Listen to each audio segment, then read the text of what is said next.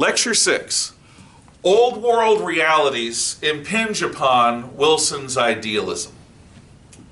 What old world realities are we going to talk about here? Well, the fact remains that Europe is dominated by men who play games of realpolitik, that's a Bismarckian term for practical politics, and they play power politics. And they're not interested in developing any ideas that seem pie-in-the-sky fancies of a college professor theoretician. So they're humoring Wilson because Wilson is the leader of the United States, which is the country that bankrolled the Allies in the middle and the end of the war and sent the troops that won the actual war. But Wilson isn't going to get everything he wants. The French are desperately afraid because their population has been stagnant pretty much since the middle of the 19th century.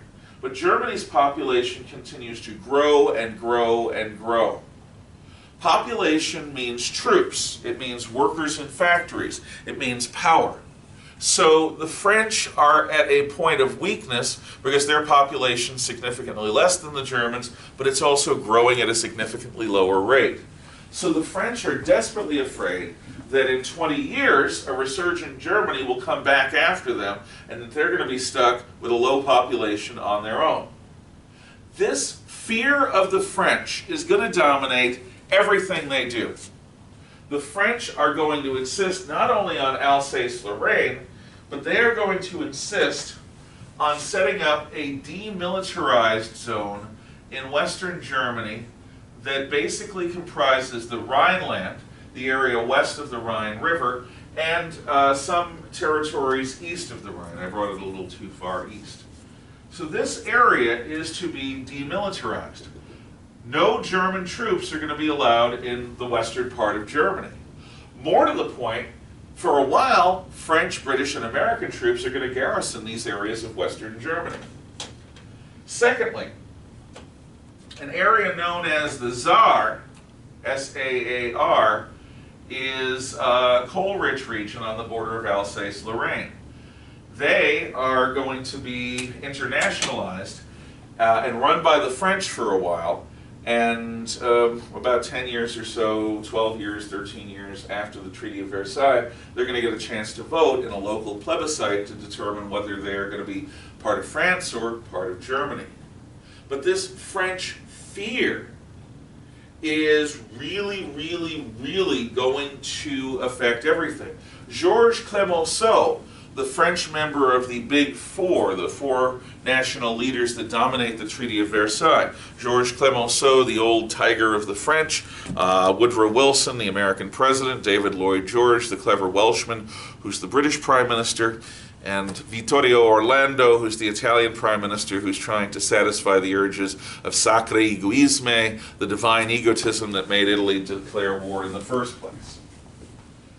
The French are persistently and consistently concerned that the pie-in-the-sky idealism of Wilson is going to damn them and doom them. And this fear is going to create some of the harsher edges of the treaty. Meanwhile, Britain is of two minds, like Janus, the Roman god with heads facing both ways. On the one hand, the British remember the success they had after the Boer War with a generous peace.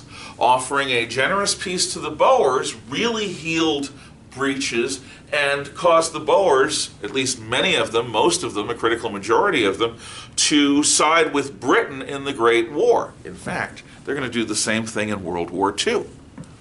So Britain understands that being magnanimous in victory is wise. Because, wise, did I say that? Wise! Because it is going to turn enemies potentially into friends. However, in his election campaign, David Lloyd George promised the British people that Germany would be made to pay for the war. That the British taxpayer, which already was strapped with war debt to the United States, wouldn't have to then pay for the war in pounds sterling like they had to pay for the war in blood. That the victor would get paid by the vanquished. but in an increasingly legalistic, idealistic environment, saying a simple "to the victor goes the spoils" isn't exactly tea talk. It isn't exactly accessible to a man like Wilson.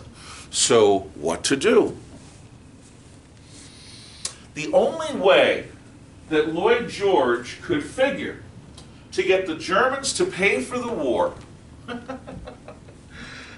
was to get Germany to admit guilt for the war. Thus, we end up with the War Guilt Clause, which is the worst part of the Versailles Treaty to the Germans. These are Germans.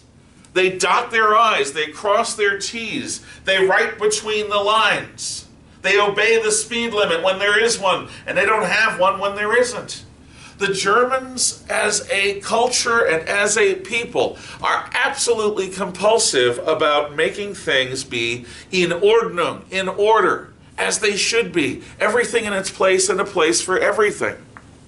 The Germans are not responsible for causing World War I. We talked about this.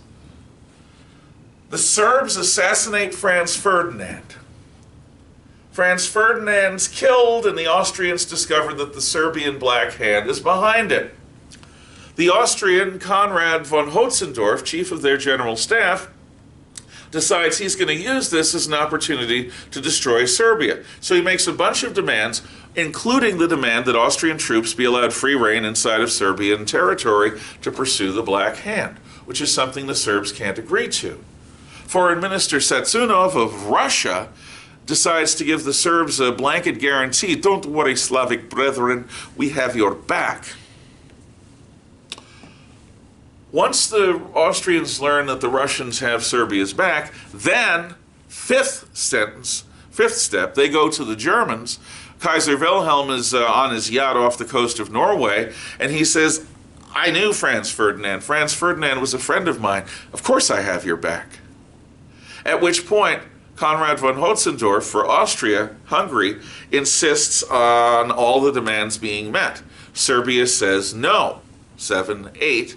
At this point, Austria mobilizes, 9, Russia mobilizes, 10, and then Germany mobilizes, 11. Germany is not responsible for causing World War I, not at all. It's as responsible and culpable as anyone else. But if anyone must be given the blame, it's the Serbian intelligence officer that ordered a hit on the Austrian heir to the throne. It's Konrad von Hotzendorf, and it's Foreign Minister Satsunov of Russia. But the Germans are going to be expected to accept guilt for a war they didn't cause, moral responsibility for a conflict that destroyed Germany as much or more as it destroyed any other country. Forget a generous peace. On the one hand, Britain encourages the United States and tends to oppose the French with their idea of permanently crippling Germany. But on the other hand, they insist that Germans accept moral responsibility for something that's not their responsibility. The War Guilt Clause is going to be like fingers on a chalkboard to the German people. It's going to task them. It's going to irritate them. It's going to provoke them. And in the end, it, as much as anything else, is going to cause World War II. See you next time.